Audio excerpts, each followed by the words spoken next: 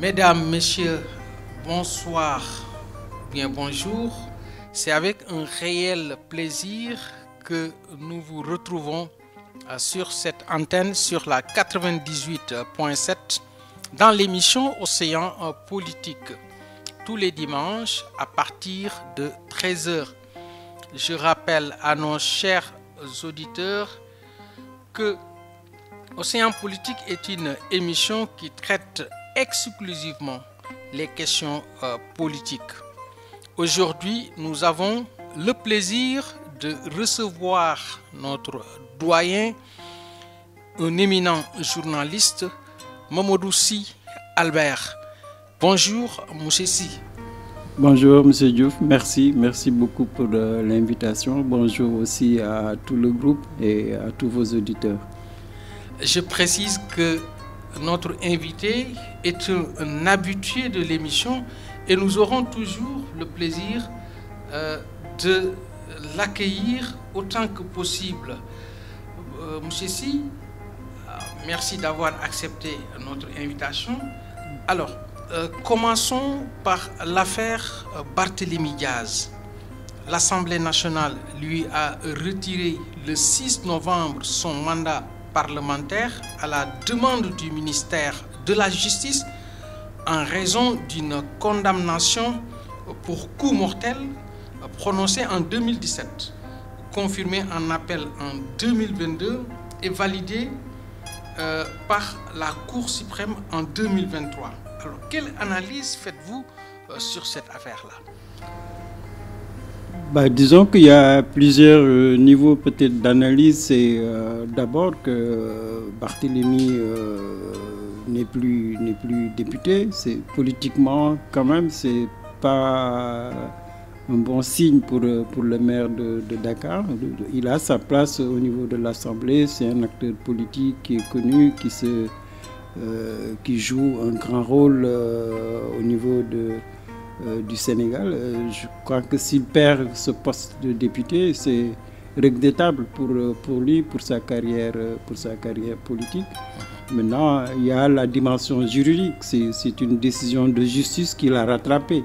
Je pense que d'une certaine façon, il s'attendait à une telle décision parce que le nouveau régime a accéléré, a mis en application une loi. Et l'Assemblée nationale s'est soumise à une loi qui n'a plus la possibilité d'exercer ce poste à partir de la décision de justice. C'est une décision de justice qui était là, comme vous l'avez rappelé, depuis le règne de Macky Sall.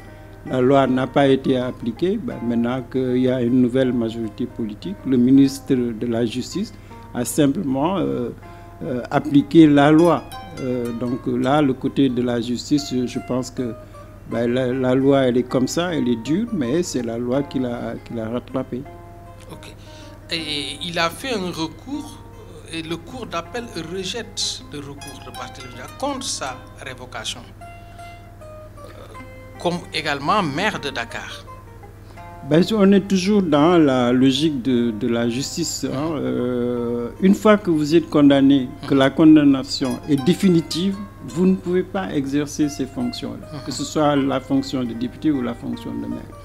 Maintenant, le droit, il a cet inconvénient. Si une autorité estime qu'il y a une loi qui est là, qu'il faut l'appliquer et que l'autorité prend l'initiative d'appliquer la loi, mais la loi s'applique à tout le monde, que ce soit Barthélémy ou un autre.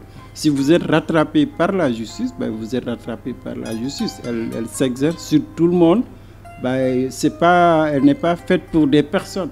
Elle est faite pour tous les citoyens. Okay. Je crois que c'est la loi qui a été appliquée aussi bien par l'Assemblée nationale que par le préfet de Dakar. Tout à fait. Et lui, il refuse toujours de s'abdiquer. Alors, est-ce que la Cour d'appel ne clôt pas le débat parce que lui aussi, il fait un autre recours vers la Cour suprême? Non, il est dans son droit, il a toujours des possibilités de recours. La décision, si vous voulez, la justice a pris une décision. Cette décision, elle va s'appliquer. Maintenant, quand elle s'applique, Barthélemy a toujours la possibilité de faire recours à la Cour d'appel, ensuite à la Cour suprême, mais il arrivera à un moment donné où il n'aura plus de possibilité de recours. C'est en ce moment seulement peut-être qu'il va renoncer à la procédure judiciaire. Mais elle est normale que c'est quand même un maire, c'est un acteur politique, c'est quelqu'un qui gère sa carrière politique. Donc il va faire des recours jusqu'à la fin, jusqu'au dernier moment, quand il sera maintenant obligé de tenir compte de l'application définitive de la loi. Il va se soumettre à la loi. Ok. Alors passons à un autre sujet. L'autre sujet, c'est la déclaration de politique générale. Le Premier ministre Ousmane Sonko a présenté le programme de transformation nationale qui vise à moderniser l'économie, la justice et l'administration du pays. Il dévoile un ambitieux programme de réforme articulé autour de 7 ruptures majeures. Alors, on va exploiter les 7 ruptures majeures. La première rupture, c'est l'abrogation de la loi d'amnistie de mars 2024. Vous en dites quoi exactement? C'est une loi qui a été votée dans un contexte politique très tendu. C'est le président Macky Sall qui a pris l'initiative de déposer cette loi d'amnistie. Elle a été votée. Tout le monde sait le contexte dans lequel cette loi a été votée. C'était un contexte électoral très tendu. Mais toujours est-il que le PASTEF, qui était le principal bénéficiaire de cette loi, a voté contre cette loi. Toute l'opposition également a voté contre cette loi. Donc cette loi, elle était déjà source de polémique.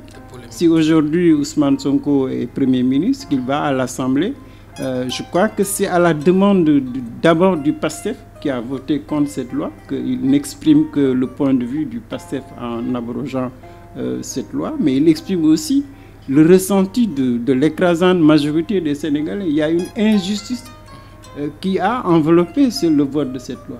Il y a eu des morts, il y a eu des blessés, il y a eu des enfermements, qu'il y a peut-être même que au niveau de la mémoire collective, cette loi ne peut pas effacer des faits historiques aussi graves. C'est pour ça que je crois que le Premier ministre a soumis cette loi, parce que les Sénégalais adhèrent, quelles que soient les réserves qui ont été exprimées par Mme Aïssata Tall par exemple, quelles que soient les réserves des autres acteurs politiques, personne n'est d'accord avec qu'on efface ces événements historiques douloureux parce que tout simplement on veut une stabilité.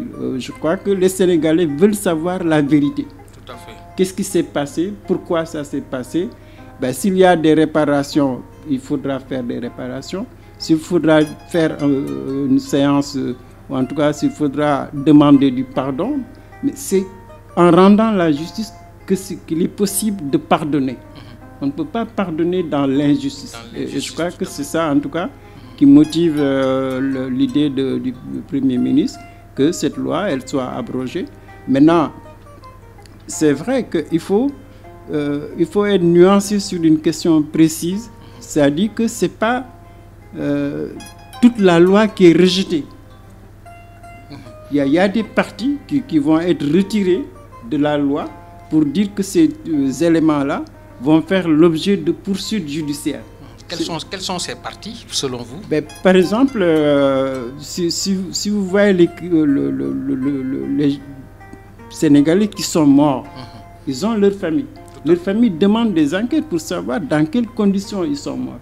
Là où il y a eu crime de sang, on ne peut pas ne pas faire des enquêtes, ne serait-ce que pour la mémoire de ces morts, ne serait-ce que pour la mémoire de ces familles qui sont encore en deuil. Les crimes de sang, on ne peut pas. On ne peut pas les effacer de la mémoire d'un peuple de cette manière. Il y a aussi, au niveau de l'administration, mais quelle est la chaîne? Quelle est la chaîne de responsabilité? Quelle est la responsabilité du président de la République? Il faut situer les responsabilités. Il faut les situer. Tout à fait. Quand même, vous mettez en avant les forces de sécurité et de défense, vous mettez en avant la justice, vous mettez en avant un gouvernement, vous mettez en avant un président et un premier ministre, mais il y a une chaîne de responsabilité qu'il faut situer. Là aussi, je crois que la justice doit éclairer, peut-être livrer au moins les enseignements. Pourquoi ça a été possible? Et qu'est-ce qu'il faut faire pour que demain, ça ne se reproduise pas? Voilà un peu les éléments. Bon, évidemment, il y a aussi certains opérateurs privés qui ont perdu des biens. Tout à fait. Comment expliquer pourquoi il n'y a pas eu de sécurité? Pourquoi on n'a pas sécurisé ces biens? Tout à fait. Donc, il y a, je pense, des éléments quand même qui méritent investigation, clarification, pour calmer l'opinion, calmer les ardeurs. Il n'y a que la justice qui peut faire ça, qui peut faire ce travail-là. Et même lutter contre l'impunité, parce qu'on a constaté depuis les indépendances jusqu'à nos jours, alors il y a toujours eu de l'impunité, alors qui continue de faire son chemin. Donc il est important que cette loi soit abrogée pour que le Sénégal puisse avoir des lendemains meilleurs, n'est-ce pas? Mais tout à fait, parce que l'impunité, ça crée l'insécurité. Et l'insécurité, c'est l'État la première victime de cette insécurité-là. Quand vous prenez par exemple les nervis, on joue un grand rôle. Mais comment se fait-il que notre police soit infiltrée par des nervis? C'est la grande question que tout le monde se pose. Mais ça, c'est de l'impunité. Notre État doit quand même apprendre quelque chose de ça. Que des privés, des citoyens puissent infiltrer la police, la gendarmerie, jusqu'à salir la morale de la police, des forces de sécurité. Ça déstabilise notre État. Et je crois que il faut avoir le courage de lutter contre l'impunité, parce que l'impunité, ce n'est pas seulement contre les opposants. L'impunité, ça détruit même la stabilité de l'état de droit. Quinquennal, cette approche rompt avec la culture politicienne de saupoudrage de courte vue, dit-il. Oui, je pense que le Premier ministre a raison, que la faiblesse de l'homme politique au pouvoir au Sénégal, c'est qu'il a un horizon rivé sur des élections. Tout ce qu'il fait, c'est en fonction des locales, des législatives, la présidentielle. Il a une vision de courte vue. Tout à fait. Il n'est jamais sur le long terme. Sur le long terme. Ou bien, quand il est sur le long terme, c'est comment avoir un deuxième mandat. Donc tout est réduit à des élections. Quand l'homme politique ne travaille que pour des élections, mais il va faire une politique politicienne. Tout à fait. Comment sortir de là? C'est la grosse question. Qu'il faut donc avoir une vision sur les 5 ans, sur les 10 ans, sur les 15 ans, qu'on ait des objectifs stratégiques. Okay. Par exemple, il a donné l'exemple des 8 pôles régionaux de développement. Tout à fait. Mais que tu es à Dakar, tout est concentré sur Dakar depuis 60 jusqu'à maintenant. Mais quel est le pôle de développement de Dakar sur les 10 ans? Par exemple, on parle de désengorger Dakar, mais jusqu'à présent, il n'y a pas une véritable politique cohérente pour désengorger Dakar. Tout à fait. C'est valable aussi pour les autres pôles, que ce soit Thiès ou Ziguinchor ou le Nord. Mais on n'a pas de pôles régionaux de développement. Toute notre économie repose que sur Dakar. Et ça veut dire que sur le plan stratégique, il faut qu'on voit chaque pôle, quelle est sa richesse et comment développer chaque pôle régional sur 5 ans, sur 10 ans, sur 15 ans. En fonction de ses richesses. En fonction de ses richesses, de ses réalités culturelles, sociales. Mais parce que le Sénégal n'est pas homogène. Chaque région a sa richesse. Donc la stratégie de développement d'une région va varier d'une région à une autre. Tout à fait. Et je crois que ça, c'est une bonne démarche de développement dans la durée, mais avec aussi une planification rigoureuse, qu'on ait des plans locaux de développement de ces régions-là. Si on arrive à avoir 8 régions, ben sur 10 ans, sur 15 ans, là c'est certain qu'on aura un développement endogène. Tout à fait. Je crois que c'est ça l'objectif qu'il a fixé. D'ailleurs, pour confirmer ce que vous venez de dire, alors, le PM, le Premier ministre Ousmane Sonko, a dressé un constat alarmant de l'économie nationale qui, 64 ans après son indépendance, le Sénégal est resté enfermé dans le modèle économique colonial. Il a souligné un énorme déficit de la balance commerciale de l'ordre de 5 300 milliards en 2023, presque 30% du PIB et une croissance de 3% depuis 1960. Alors, la déclaration de politique générale, le Premier ministre Ousmane Sonko a présenté le programme de transformation nationale qui vise la modernisation de l'économie, la justice, je reviens sur ça, je m'excuse.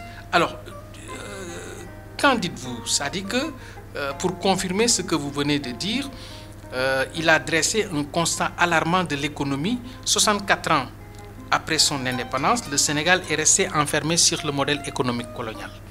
Ça confirme ce que vous venez de dire. Je pense que oui, c'est ça la faiblesse majeure de notre pays. Le modèle colonial, pour simplifier, le colon français, il occupait tout le territoire national. Mais ce qui l'intéressait, c'est que tout le Sénégal travaillait que pour la capitale. C'est un modèle jacobin. Tout est centralisé au niveau de Dakar. On n'a jamais pensé décentraliser.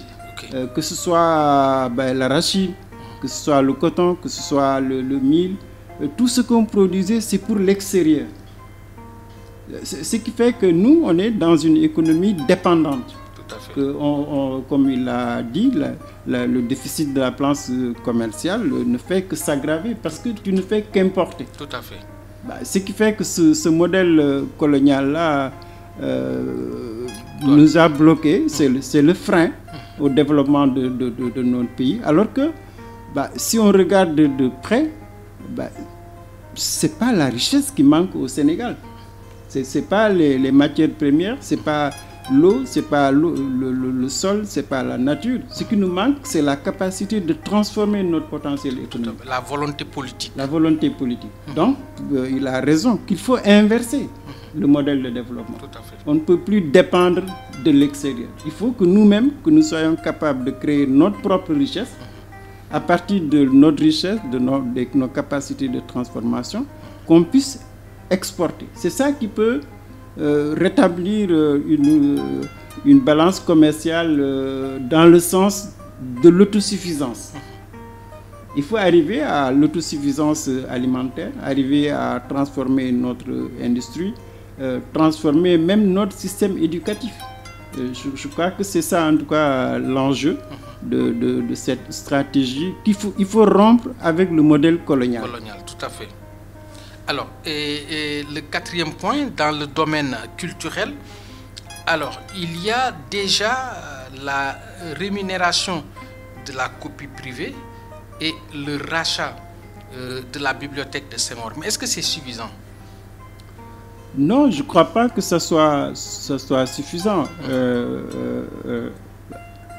Le modèle justement colonial, c'est de nous enfermer dans l'esprit colonial. Senghor, c'est quoi qu'on dise, c'est quelqu'un qui était très ouvert, qui travaillait pour la francophonie, qui travaillait pour l'extérieur. Il n'y a pas eu suffisamment d'ancrage. Alors que c'est avec ce modèle qu'il faut rompre.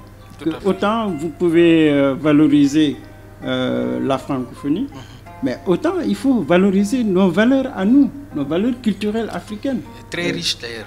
Très riches. Il n'y a pas de raison que le Sénégal ne puisse pas développer un tourisme endogène. On a des valeurs, on a même notre modèle démocratique. Tout à fait. On a notre modèle de société, on a nos valeurs, on a notre culture à nous. C'est ça qu'il faut aller rechercher pour valoriser les grandes figures historiques du Sénégal, de l'Afrique. Les grands progrès qu'on a eu à faire au niveau des démocratiques. Donc on a quelque chose à valoriser. Mais maintenant, c'est vrai qu'il faudra transformer. Par exemple, on a un secteur culturel très dynamique.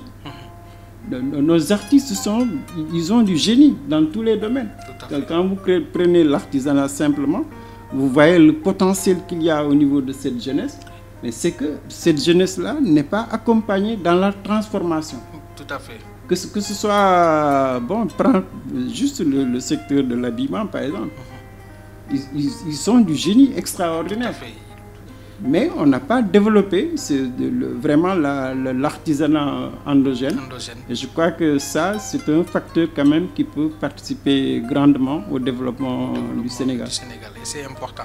Alors, pour le 5e point, le programme prévoit une transformation profonde de l'administration publique. N'est-ce pas, il y avait trop de clientélisme politique. Et cette transformation de l'administration publique est bien attendue. Je pense que vraiment c'est la faiblesse de notre État. C'est la faiblesse du Sénégal, des pays africains. C'est qu'on n'a pas une administration de rupture avec le modèle colonial. Notre modèle administratif et bureaucratique. Que les Sénégalais, que ce soit les travailleurs, les producteurs, les acteurs sociaux, aiment trop s'asseoir sur les 4 murs. Et je pense que notre administration, elle est trop bureaucratique. Alors qu'il faut que l'administration soit au service des citoyens. Et ça demande quand même une véritable révolution culturelle. On n'est pas administrateur dans un bureau, on administre des citoyens. Donc l'administration doit être une administration de proximité. Elle doit être aussi au service des populations. Je crois que c'est ça qui bloque, comme tu l'as dit aussi. Les hommes politiques, ils prennent l'administration est un otage. L'administration ne sert que les politiciens, elle ne sert plus les populations. C'est pour ça que la corruption, si elle prend cette proportion-là, c'est parce que l'administration est encore otage des acteurs politiques, particulièrement des partis qui gouvernent. Tout à fait. Ils font des recrutements énormes dans certains secteurs. On peut même citer la Poste et même Dakar Demdik qui a un sérieux problème. Donc il faut lutter avec ces pratiques-là. Alors pour le 6e point, le Premier ministre Ousmane Sonko a annoncé l'établissement d'une situation de référence des revendications sociales à traiter dès le début de cette année-là avec les organisations syndicales. Et là, le PM parle d'exercice de vérité et de responsabilité. Quelle explication donnez-vous à ces termes-là? En tout cas, je pense que le Premier ministre et son gouvernement ont raison de dire qu'il faut avoir une situation référentielle. Référentielle pourquoi? Parce que les syndicats existent, ils défendent les droits des travailleurs. Mais la vérité aussi, c'est que ce qui paralyse l'économie sénégalaise, c'est l'instabilité sociale. Tout à fait. Que les grèves dans l'éducation, dans la santé, dans le transport, on est dans un cycle infernal de grève. Tout à fait. Mais pourquoi il y a grève? Parce que les travailleurs ne sont pas satisfaits. Tout à fait. Donc il faut avoir partir d'une situation référentielle. À plat, on rediscute pour voir quelles sont les véritables revendications des uns et des autres. Mais deuxièmement, qu'on essaie de voir comment gérer la satisfaction des besoins des travailleurs. Et il faut un plan national pour dire que moi je ne suis pas d'accord avec les syndicats sur un point, c'est-à-dire que l'État est pris des enseignants par exemple. Ils sont privilégiés à la situation du pays. Tout gouvernement est soucieux de satisfaire les enseignants ou bien le secteur de la santé. Mais au même moment, on oublie les producteurs. Tout à fait. Au même moment, puis les gens de l'informel. Tout à fait. Il y a tellement de secteurs à prendre en charge, n'est-ce pas? Voilà. Tout Donc, à fait. pour que tu sortes de cette pression syndicale, il faut un référentiel national. Que tu sois travailleur enseignant dans le formel, que tu sois travailleur dans l'informel, que tu sois travailleur dans les secteurs clés de notre économie, mais qu'on ait une situation sociale de référence. Tout à fait. C'est comme ça qu'on peut avoir une meilleure lisibilité des doléances, mais c'est comme ça aussi que tu pourras dire que sur les 5 ans, voilà comment je vais augmenter par exemple le pouvoir d'achat.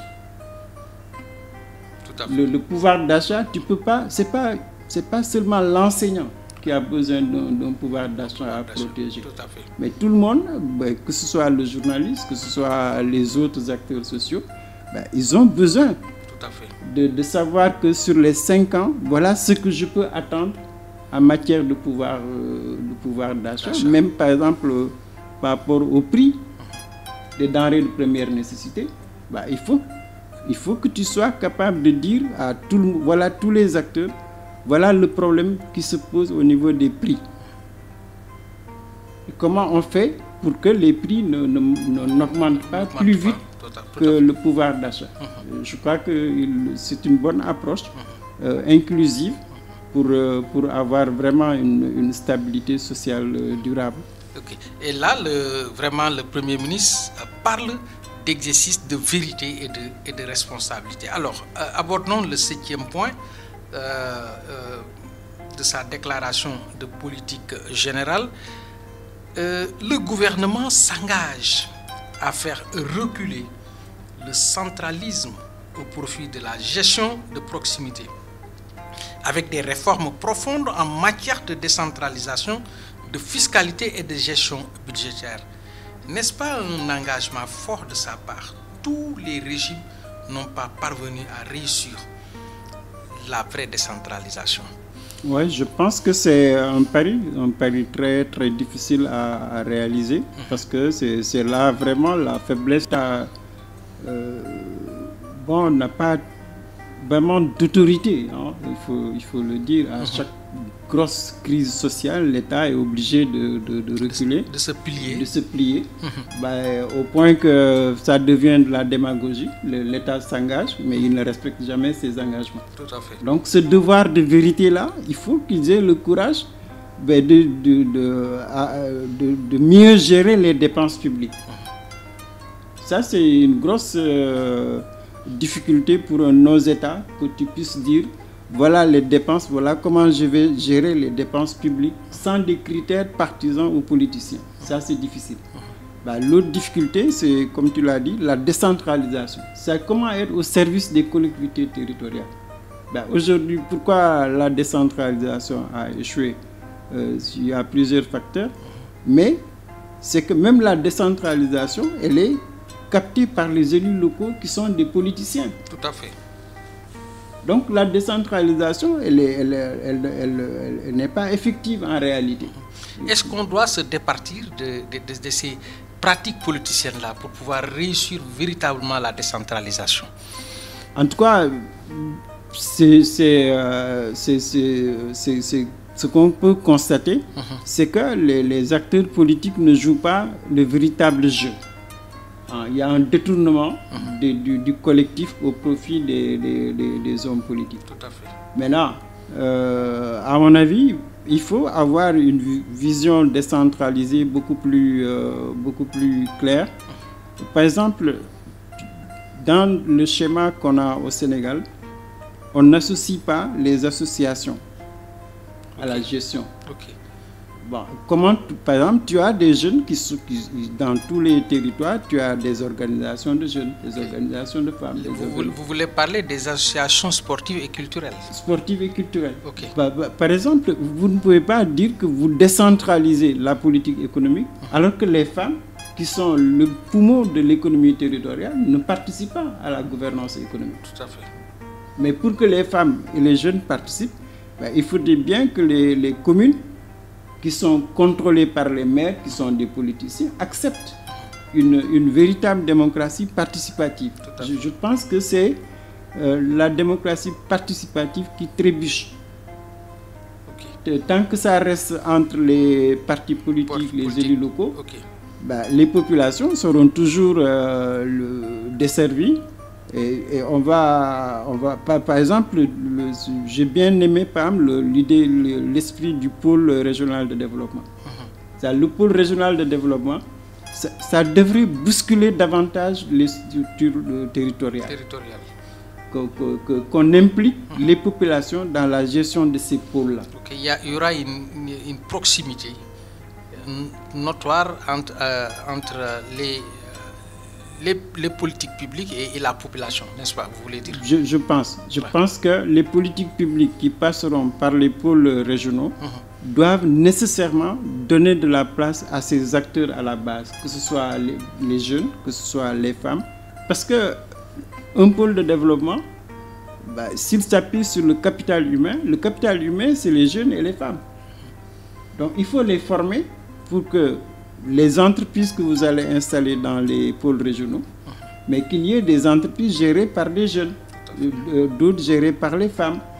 Même la question du budget des pôles régionaux, mais que les acteurs-là puissent participer à la gestion financière de ces pôles. En tout cas, si on veut rompre avec le modèle colonial, justement, c'est de donner plus de pouvoir aux populations. Si on donne plus de pouvoir aux populations, je pense que la décentralisation va être beaucoup plus efficace. Alors, passons à un autre sujet qui fait un tollé ces temps-ci. Alors, des patriotes en colère contre une nouvelle nomination de Bassirou Diomaye Faye, le président de la République. Awa Bokar Lital, une sociologue dont l'ascension au sein de cette institution a suscité une vive controverse, notamment au sein des rangs de PASTEF. On l'a nommé au CNRA. Alors, est-ce que tous les postes stratégiques de l'État doivent être nommés que par des membres du PASTEF? En commençant par là d'abord.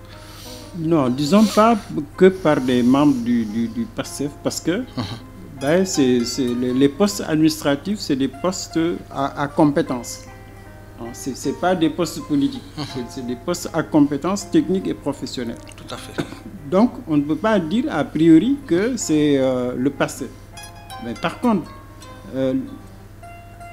c'est des postes à compétences techniques et professionnelles. Mais par contre, ici, l'exigence, c'est le référentiel du président de la République. Les politiques telles que le président l'entend, telles que le Premier ministre l'ont défini. Vous ne pouvez pas ne pas prendre des personnes ressources en phase avec ces orientations-là. Donc là, ce n'est pas le PASTEF.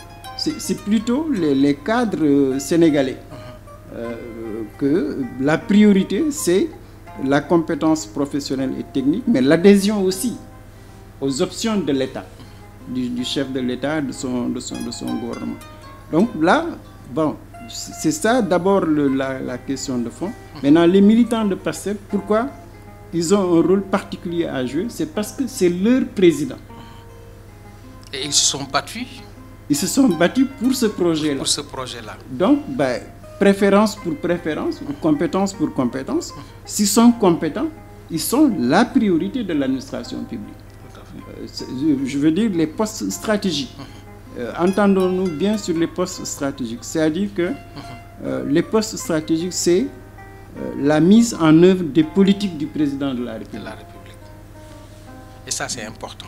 Là, c'est vraiment le PASTEF, les alliés, ceux qui ont porté le président au pouvoir, c'est eux qui doivent exécuter cette politique-là. Tout à fait.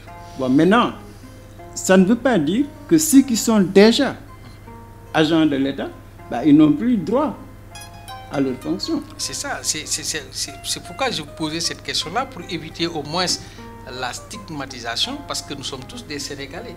Est-ce que également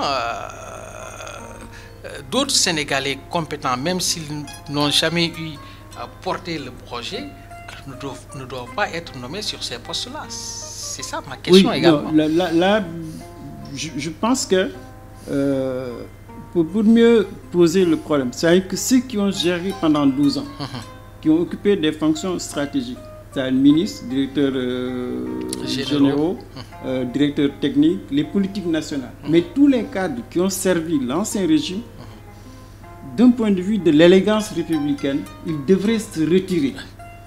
C'est ça la République. Tout à fait. Vous avez servi un régime par conviction, par idéal. 12 ans, vous avez fait... Ce régime n'est plus là. Il n'est plus là, mais sur le plan éthique. Vous devez vous retirer. Okay. Ça, c'est un niveau.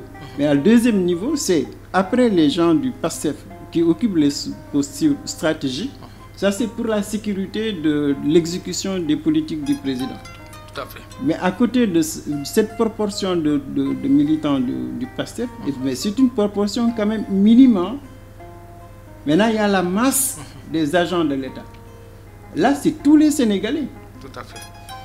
C'est tous les Sénégalais, que ce soit des militants du PASTEF ou des militants de l'APR, ou des militants de l'APR qui n'ont jamais eu de fonction stratégique. Et qui ont une certaine expérience. Ils font partie du Sénégal, donc ils doivent occuper des fonctions dans les ministères. On ne peut pas les bannir de l'administration.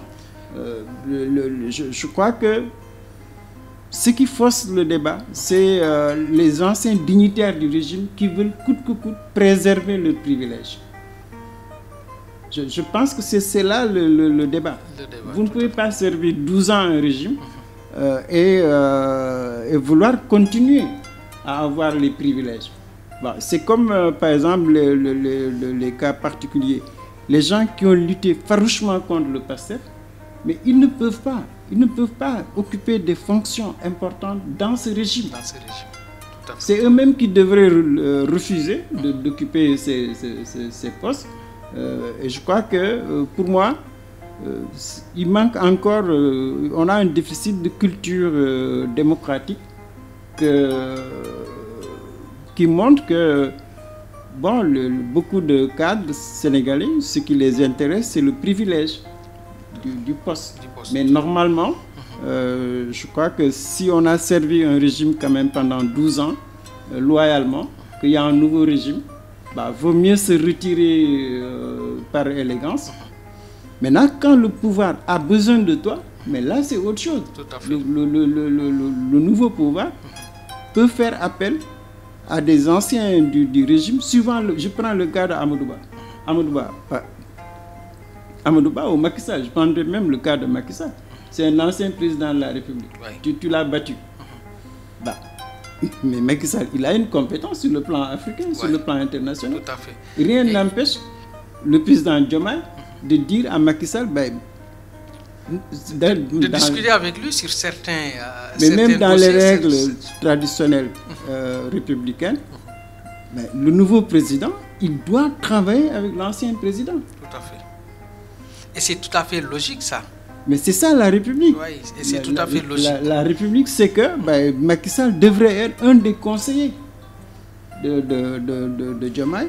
Et au besoin, s'il a besoin d'une compétence de l'ancien président, on le voit au Ghana, au Nigeria. Les anciens présidents, ils servent. Tout à fait. Mais est-ce qu'ici au Sénégal, il n'y a pas un problème de confiance également? Parce que vous savez que Macky Sall, comme conseiller spécial du président Bassirou Diomaye Diakhar Faye, alors là, ce sera le monde à l'envers, si je puis m'exprimer ainsi. Oui, mais ce que tu as dit tout à l'heure, c'est la stigmatisation. C'est-à-dire qu'on a traversé une période douloureuse, 2021-2024. On a stigmatisé le PASTEF. Le PASTEF a stigmatisé Macky Sall. Tout à fait. Ça a été une tragédie, un drame. Ça s'est dénoué pacifiquement. Mais il reste encore dans la mémoire ces clivages, cette stigmatisation qui fait que on se regarde en ennemi. Et ça ne devait pas se passer comme ça, en toute sincérité. Non, c'est la culture démocratique. C'est qu'on a encore du chemin à faire. Hein, par exemple, je pense que notre difficulté, c'est que la fonction du président de la République, c'est ça qu'il faut questionner. Que tu peux être contre Diomaye, tu peux être farouchement contre, mais la fonction, il faut la respecter, pas l'homme. C'est important. La fonction, elle est au-dessus de tout le monde. Elle est une institution. Elle est une institution. Les hommes partent et l'institution reste. Voilà. Maintenant, la personne, tu peux être pour, tu peux être contre, tu peux l'aimer, tu peux ne pas l'aimer. Mais le respect de la fonction, c'est ça qu'on a comme difficulté. Ce qui fait que je pense que le jour qu'on arrivera en tout cas à nous dire que c'est le choix des Sénégalais, je me plie à la souveraineté populaire. Mais maintenant, cette même souveraineté me permet d'être critique dans le respect des règles de fonctionnement de la démocratie. Je crois que c'est ça. En tout cas, on manque encore de maturité. On manque encore de maturité. Plus maintenant, c'est vrai qu'on a une culture africaine très, très personnelle. On personnalise tout chez nous. Tout à fait. Et ça, c'est négatif quand même. C'est regrettable. Non, c'est très regrettable. Tu ne vois que la personne. Tu ne vois pas l'institution, tu ne vois pas le pays. Tu ne vois pas même que c'est possible que vous travaillez ensemble. Et pourtant, les Européens l'ont réussi. Quand vous prenez l'exemple, par exemple, des États-Unis, un ancien président, souvent, est coopté dans certains dossiers, même internationaux, pour les conflits et autres là. Et pourtant, il pouvait peut-être se retirer, voilà, hein, et faire autre chose. Mais on le voit souvent être envoyé spécial et travailler pour son pays. Et même être conseiller, donner son avis sur certaines pratiques au niveau national, n'est-ce pas? Non, tout à fait. Les États-Unis, c'est un bon exemple parce que là-bas, c'est un pays démocratique malgré ses défaillances. Mais tu vois, ils ont eu plus de 40 présidents de la République. Donc, ils démystifient la fonction présidentielle. Tout à fait. Nous, on est à 5 présidents. On n'a pas d'ancrage démocratique comme les Américains. Ils ont démystifié la fonction. Et d'ailleurs, ils ont tellement démystifié, j'ai vu l'autre jour, tous les anciens présidents venir à la levée de corps de Jimmy Carter. Tout à fait. Hein? C'était l'Amérique. Autour d'un chef d'État qui partage toutes les histoires. Là, la personne de l'individu est peu importante. Oui, tout à fait. Mais nous, c'est vrai qu'on n'a que 5 présidents, mais on n'a pas eu la chance de démystifier. Par exemple, Wade Diouf, c'était bien parti. Mais ça n'a pas tellement réussi. Après, le meilleur exemple qu'on aurait pu avoir, c'est entre Wade et Macky. Et Macky Sall, tout à fait. C'est son père, c'est son mentor, mais ça s'est très mal passé. Tout à fait. Là, Diomaye est là. Mais il faut en tout cas qu'on arrive à cultiver la notion d'État. C'est la notion d'État. Je pense qu'on n'est pas encore... on n'est pas encore vraiment au top niveau. Au top niveau. Alors, un membre de PASTEF qui dit parfois on a l'impression qu'il y a des personnes au sommet de l'État qui œuvrent pour l'échec du projet ou qui cherchent à contrarier les patriotes. Une annonce qui montre une douleur des membres du PASTEF à ces nominations-là. Ouais, disons que je comprends un peu ce qu'il veut dire. C'est une nouvelle majorité qui se met en place. Certains voient les anciens dignitaires du régime républicain, du président Macky Sall, qui restent dans leurs fonctions. il se pose des questions. Quelle est l'intention de ces cadres qui ont servi Macky Sall? Pourquoi ils veulent rester dans leur fonction? Est-ce que c'est pour torpiller le projet ou est-ce que c'est pour être au service du projet? Bon, là, la question qu'on discutait tantôt, là, ça dit que si vous avez occupé des fonctions stratégiques sous Macky Sall, vous ne devez pas attendre qu'on vous démette. Vous devez démissionner. Dès que le ministre en fonction démissionne, vous devez démissionner. Vous n'êtes plus au pouvoir. Maintenant, si vous démissionnez dans l'administration, vous n'êtes pas à la retraite, mais vous restez dans le ministère. Mais le chef de l'État et le chef du gouvernement peuvent repositionner les cadres de l'ancien régime. C'est à eux de repositionner. Mais vous devez rendre votre démission en tant que responsable de service public. Tout à fait. Maintenant, si vous êtes qu'un simple ancien membre de l'APR, là, vous n'êtes pas contraint. Mais les responsables de l'APR, ils doivent démissionner de leurs fonctions et se mettre au service de l'État. Je pense que c'est ça qui peut apaiser pour les gars de l'ancien régime. Oui. Mais les gars aussi du PASTEF, bah, il faut qu'ils réfléchissent sur le long terme. Et ça, c'est important. Sur le long terme. Mais sur le long terme. Si le PASTEF veut rester au pouvoir 5 ans, 10 ans, 15 ans, bah, il faut qu'ils aient un esprit d'ouverture. Ils ne peuvent pas gouverner seuls. Comme je l'ai dit, bah, au niveau de l'État, je ne sais pas moi, je prends l'exemple juste des enseignants. Mais le PASTEF ne peut pas licencier tous les enseignants de la paix. Tout à fait. Ils vont rester enseignants. Tout à fait, à enseigner. À enseigner, à défendre leurs droits. Leurs droits, tout à fait. Mais donc, tu es contraint d'accepter de travailler avec ces enseignants de la paix. C'est la même chose pour ceux qui sont dans les autres ministères, qui étaient à paix. Ils ne sont pas à la retraite, ils vont rester dans les services. Donc, c'est à toi d'avoir l'intelligence de travailler avec eux. Parce qu'ils peuvent être compétents et comprendre le projet. Mais tant qu'ils ne perturbent pas le projet, tu n'as pas... aussi, je pense que les gens du PASTEF, il faut qu'ils se méfient de donner l'impression d'une vengeance quelconque.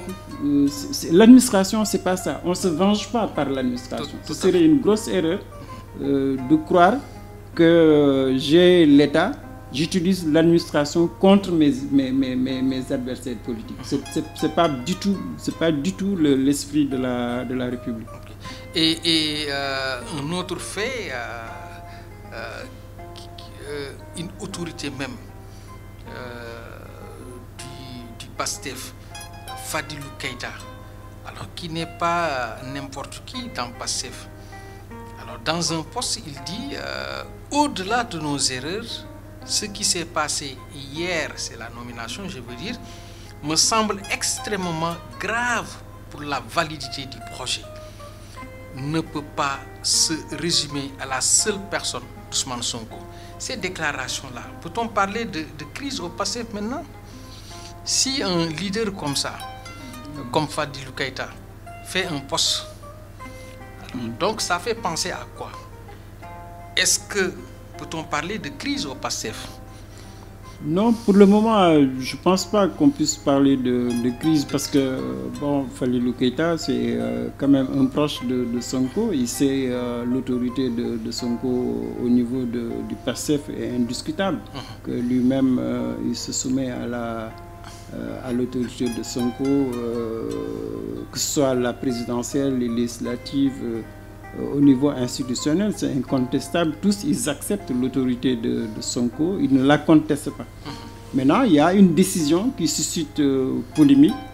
Je crois qu'il y a beaucoup d'état d'âme dans les propos de Keïta.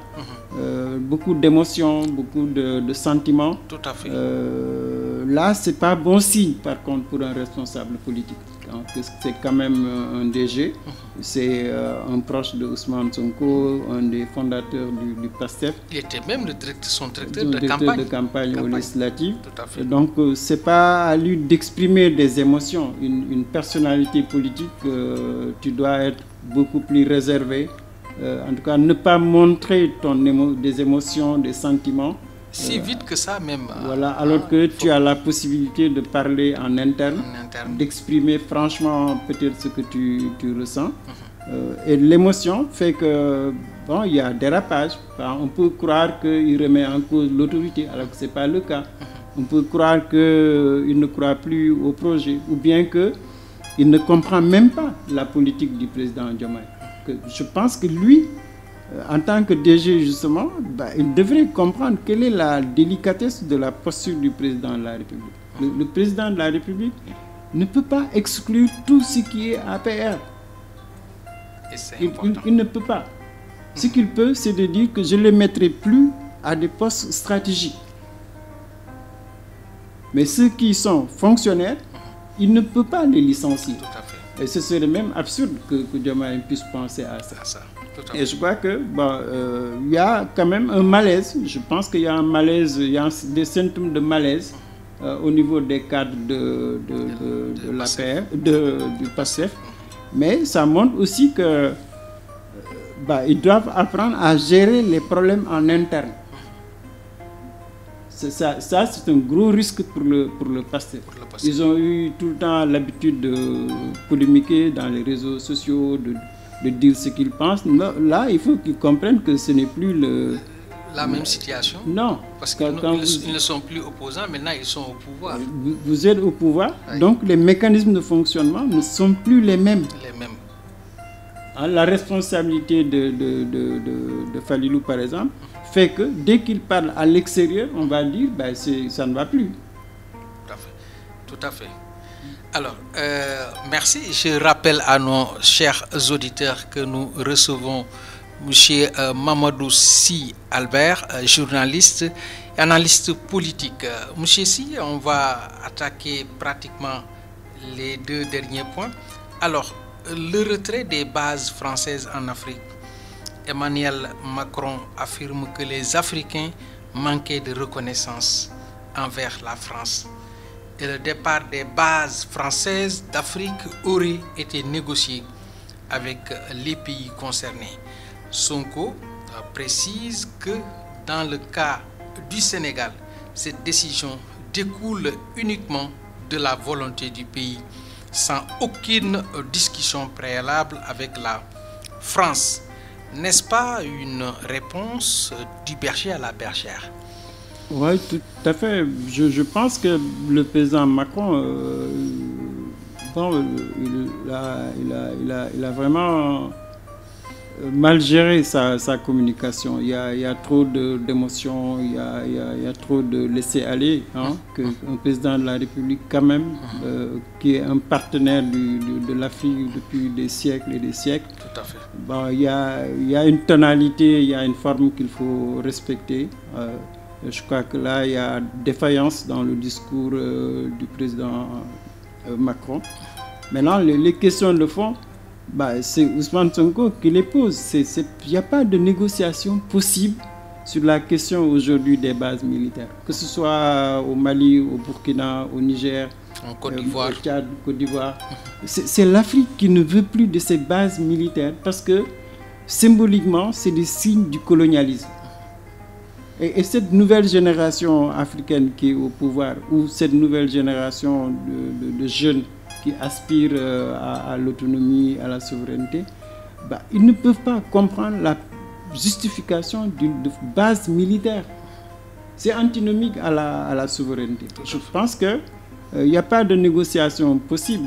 Bon, quand vous voyez le Tchad démentir quand même le chef de l'État français, le Tchad était très proche de la France. Ils ont toujours collaboré, mais qu'eux ils jugent nécessaire de démentir, ça devrait attirer l'attention de la France, que les bases militaires, ça risque de cristalliser un conflit inutile. C'est à la France de prendre ses responsabilités. Les Africains veulent le départ de ces bases. Il faut organiser le départ de ces bases. Tout à fait. Maintenant, la suite, il faut voir ça au niveau de la coopération.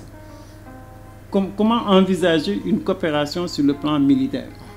Je crois, à mon avis, que Ousmane Sonko il exprime ce que pratiquement tous les chefs d'État africains pensent. Tout à fait, et même les populations.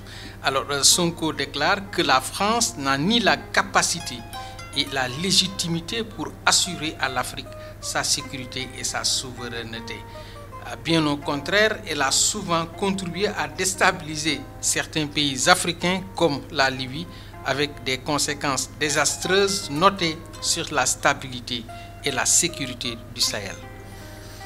Oui, je pense qu'il a raison. Ce qui s'est passé en Libye, les Européens sont intervenus, ils ont mis fin au régime de Kadhafi.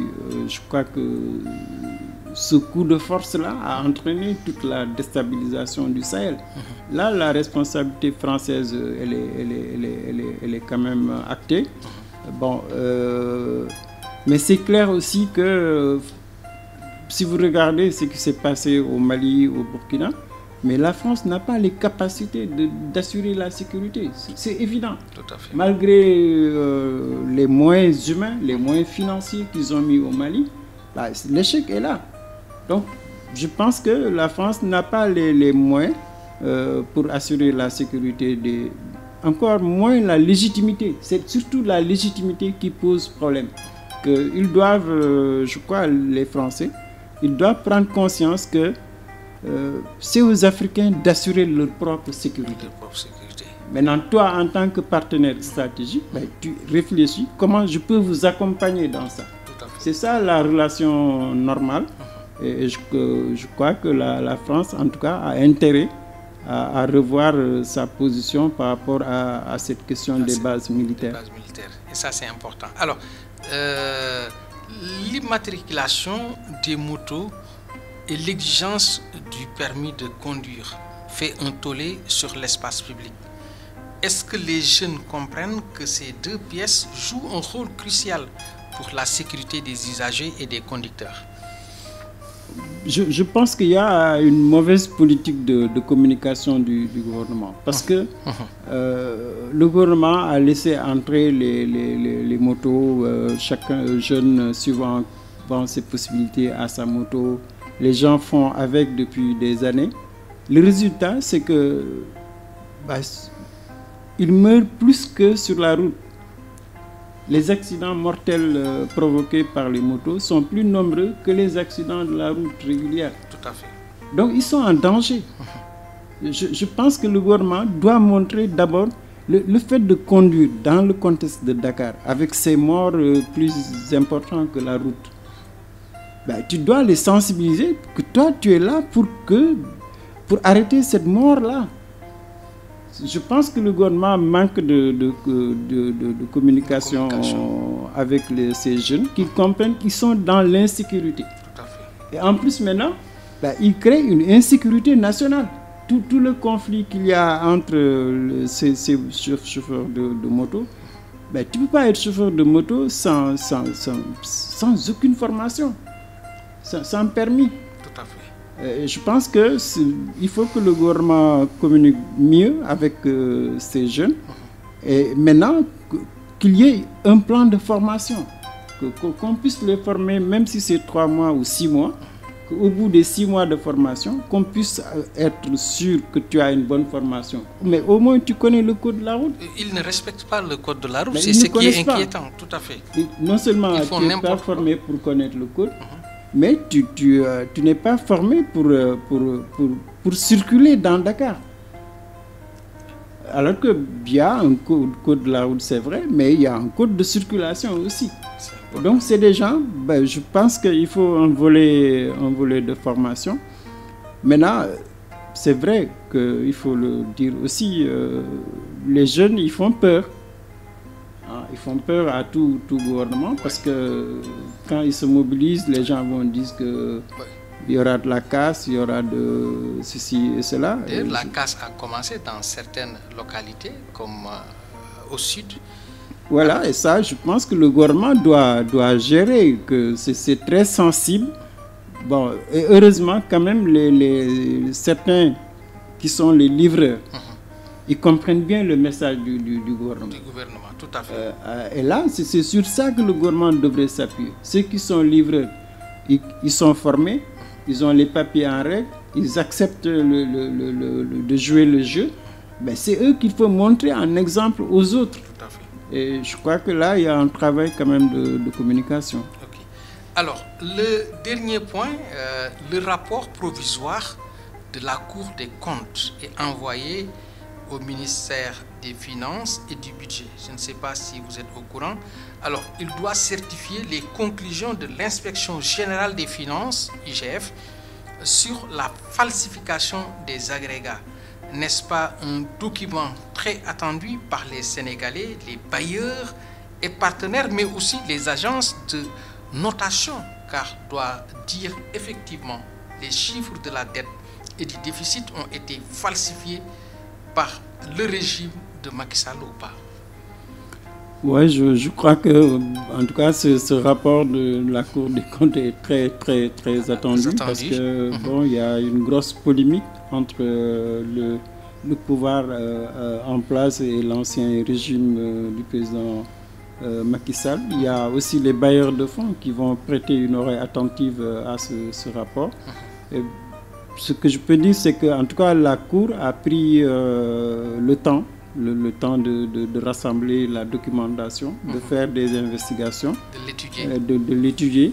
Elle va donner elle va livrer à l'opinion ses conclusions. Mais a priori, la Cour, elle est assez rigoureuse dans le respect des procédures. Donc, on attend. Est-ce qu'il y aura confirmation des procédures, parce que c'est quand même une institution financière logée au ministère qui a travaillé et qui a abouti à ces conclusions. Est-ce que les procédures ont été respectées? Est-ce que les conclusions sont justes? Je crois que là, personnellement, j'attends beaucoup de la Cour sur le respect des procédures. Maintenant, en termes d'analyse, bon, je ne crois pas que la Cour soit plus habilitée que les professionnels des finances publiques. Donc, en général, c'est de l'intelligence qu'il y a entre la Cour et ses experts de la fonction publique. Maintenant, c'est vrai qu'aussi, quand même, sur le plan démocratique, c'est une bonne chose que l'on puisse faire confiance à la Cour, qu'elle ne soit pas contestée. Quelle que soit la version, il faudra se plier à la Cour quand même. C'est une Cour, je pense, qui est compétente, qui ne va pas aller dans les marchandages politiciens. J'espère que tout le monde va accepter les conclusions de la Cour. Alors, le Parti socialiste, dirigé par Serigne Mbaye Thiam, a fait l'évaluation des législatives à l'issue desquelles le PS n'a obtenu qu'un seul siège de député sur les 165 au sein de la 15e législature. Quel est l'avenir de ce vieux parti-là qui continue toujours à s'effondrer dans la nature? Ben, c'est un avenir quand même très compromis. Je pense que ce n'est pas normal aussi que le Parti socialiste chute à ce point. Quand même, ils ont géré les 12 ans avec Macky Sall. Je crois qu'ils ont fait un mauvais choix par rapport à ces législatives. Ça, il faut quand même qu'ils le reconnaissent. La manière de dissoudre le Benno, la manière d'aller aux législatives, la manière d'aller en fuite, ça a joué certainement négativement sur le score du PS. Mais je pense qu'il faut qu'ils aient le courage de faire un diagnostic. C'est un parti qui disparaît comme ça de l'Assemblée, alors que c'est quand même le PS qui a régné en maître à l'Assemblée nationale. Et qu'en 2025, on n'est qu'un député. Alors qu'on doit beaucoup au Parti socialiste sur le plan parlementaire, ça quand même c'est assez regrettable pour les socialistes. Tout à fait. Alors le tout dernier point, M. Sy, après avoir quitté la présidence du Sénégal au mois d'avril, alors été élu député en novembre et avoir démissionné de son mandat de l'Assemblée nationale dans la foulée, vous pensez à qui? Macky Sall. Au président Macky Sall, merci. Oui. Alors, l'ancien chef de l'État souhaite désormais se mettre en retrait dans la formation qu'il a fondée en 2008. Quel avenir pour l'APR et son président? Disons que l'avenir du président de l'APR, c'est effectivement de se retirer de la vie politique en tant qu'acteur. Hein, mais il va rester observateur. Donc, il a quand même dirigé 12 ans. Il est là avec le PDS depuis des décennies. C'est un acteur politique. Macky Sall ne peut pas ne pas être observateur. Tout à fait. Donc, il a encore de l'expérience. En plus, il est jeune. C'est pas son âge qui va faire qu'il se retire de la vie politique. Mais il va rester observateur. Mais sur le plan actif, je pense qu'il doit quand même réunir son parti. Je ne sais pas comment il va le faire, mais réunir l'APR, faire l'évaluation, essayer de trouver les mécanismes pour rebondir. Je pense que ça revient quand même à Macky Sall. Ce n'est pas aux responsables actuels qui vont relancer l'APR. Il n'y a pas un personnage capable de relancer aujourd'hui. Il n'y a que Macky Sall, malheureusement. C'est à lui d'assumer au moins cette responsabilité transitoire, reconstruire, jeter les bases de la reconstruction de l'APR, mais même de l'opposition. L'autorité de Macky Sall, personne ne peut la porter au niveau de l'APR actuellement. Je crois qu'il a quand même un rôle de conseil, d'impulseur de la relance de l'APR, mais aussi sur le plan politique, je crois que pour l'avenir, il faut que le président travaille à rassurer le Sénégal. On ne doit pas, à mon avis, percevoir un ancien président comme un acteur politique. On en parlait tout à l'heure. Un acteur politique lambda comme ça. Voilà, c'est une institution. C'est une institution, donc, tout à fait. Il doit travailler pour préserver cette image d'ancien président et pacifier sa relation avec les acteurs politiques. D'un point de vue transitoire, peut-être que dans 2 ans, dans 3 ans, qu'il puisse en tout cas se repositionner.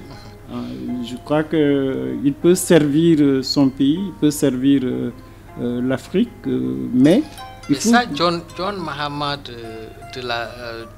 du Ghana a réussi cette prouesse-là. Il est revenu au pouvoir. Mais je pense que c'est malheureux que ce qui s'est passé pour moi entre 2021 et 2024, c'est très malheureux, mais il faut que le président évalue ça. Je crois personnellement que sans les erreurs qu'il y a eu dans la gestion de ces crises-là, Macky Sall est mieux placé que n'importe quel ancien chef d'État pour être un panafricaniste. Oui, tout à fait. Il est jeune, il connaît les institutions africaines, il connaît les Nations Unies. Bon, malheureusement, c'est les erreurs politiques qui ont terni son image de leader africain. Tout à fait. Et je crois que, en tout cas, j'espère que le président, il a les ressources, il a l'expérience, que ça ne va pas être un gâchis. C'est important. Alors, M. Sy, merci vraiment. Votre dernier mot? Merci beaucoup de m'avoir invité à Océan Politique. Ça me fait plaisir et merci à tout le groupe, merci aux auditeurs. Merci beaucoup. Alors, je rappelle que nous recevions M. Mamadou Sy Albert, un doyen, un journaliste, analyste politique. Nous remercions le directeur de la radio, M. Abdoulaye Diop, le rédacteur en chef, Moussa Niang. La partie technique a été assurée par le jeune Saliou et Abdou Fall, le trio même, Ibrahim Diop. Merci d'avoir suivi.